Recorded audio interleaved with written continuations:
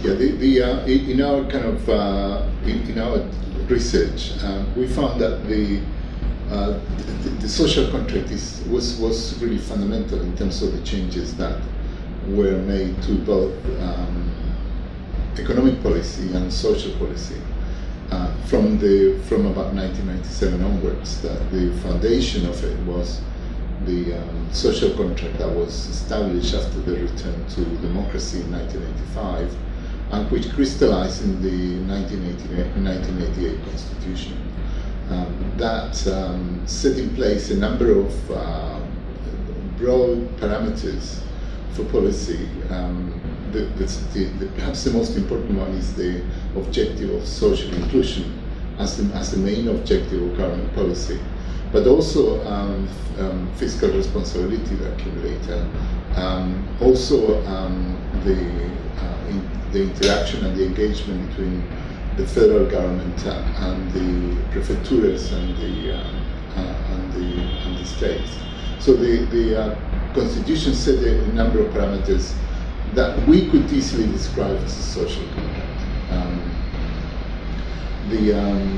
The main issue is that the social contract doesn't have a fiscal base in fiscal policy until the mid-1990s with the stabilization. So in fact, we have to look at this not as a one-off, not as the Constitution changing the parameters in one go, but at initiating a process that leads to a fiscal responsibility and a fiscal contract. And it's the confluence of the fiscal contract and the social contract that made inclusion policies very effective in Brazil. And they have been effective throughout the current, more recent crisis. There are kind of course tests of this social contract.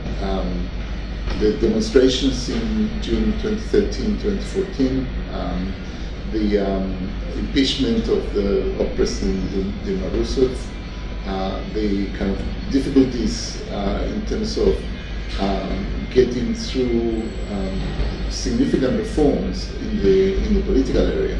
So I think to sum up, the social contract was essential to the shift in economic and social policy in Brazil from the mid-1990s, where perhaps an issue arises is that it didn't extend to the political regime, that the changes did not attempt to re-establish or rethink through the political institutions in Brazil. So a lot of the issues that have been brought to the surface by the crisis, corruption, the difficulty in getting sustainable and permanent support for government policy in Parliament, all those perhaps come to that point that changes affected social and economic policy, but not necessarily the political regime.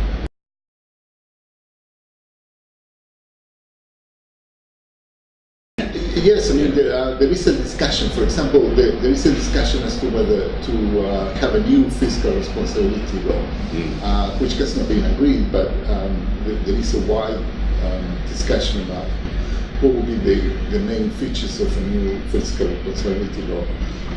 There are also there are going to be some effects from the effective investigation of corruption on the connection between politics and money in Brazil.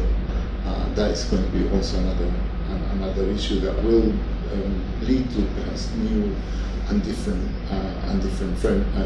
institutional frameworks in the future. So you can see that there is a renegotiation, and of course on the area of tax too, there is quite a lot of discussion about. On the one side, the effectiveness of the tax system, and on the other side, the distribution of effects of the tax system. Nora Lustig, for example, with your colleagues, she argues that the tax system in Brazil leads to greater poverty, less poverty in confinement, so that it's clearly you have to look at both the effectiveness and the distribution and implications. And it should be noted that tax reform is one area where progress has been very, very slow for a long time. It's commonly acknowledged across the political spectrum that reform is needed. As you noted, Armando, the way in which tax operates in distributional terms is very regressive. There's a heavy reliance on indirect taxes as opposed to direct taxes. The indirect taxes are very inefficient, they're expensive to collect, and they're cascading. So there are lots of areas in the field of tax where urgent reform is needed, but so far the political consensus hasn't been sufficiently strong to enable the necessary reform to go through. So this is one area where the current administration and its successor are really going to have to step up the pace if Brazil's going to emerge on a path of sustainable, more inclusive growth. It's worth also making the point that the IRIBA project didn't cover every aspect of Brazilian society and economy. To some extent, the areas of interest for the project were set up in discussion with our funders. So there are very significant areas, very important areas of Brazilian policy and economic performance and society that would need to be included to get more a better grip on what is the likely future future policy developments. Yeah. Among them are education and healthcare, which we did not cover in our project, but as we know from the demonstrations in 2013 and 2014, the whole kind of area of public services is something that Brazilians are very keen on improving. The other one is energy policy. Brazil has one of the most how can I put it? One of the most forward-looking policies around energy. The dependence on non-renewables is very small compared to other middle-income countries, but also compared to European and high-income countries. So, in a sense, those three, the area of energy, and basic services, is something that one would also need to include in the discussion as to where future policy is going to move. Yes, and I think another broad area is diversification of the export base. We did talk about the success of the natural resource-based sectors, of course, but of course that leaves you open to fluctuations in global commodity prices, which are currently, of course, depressed, and that's badly affecting Brazil. So I think there's a longer-term need to get into new areas, perhaps exporting of services, higher value-added manufacturers, where Brazil has had some success, for example, in the aerospace sector, so that Brazil is therefore less vulnerable to downturns in prices for particular commodities like oil, soybeans, iron ore, and so on. And that would involve perhaps a reconfigured approach to industrial policy,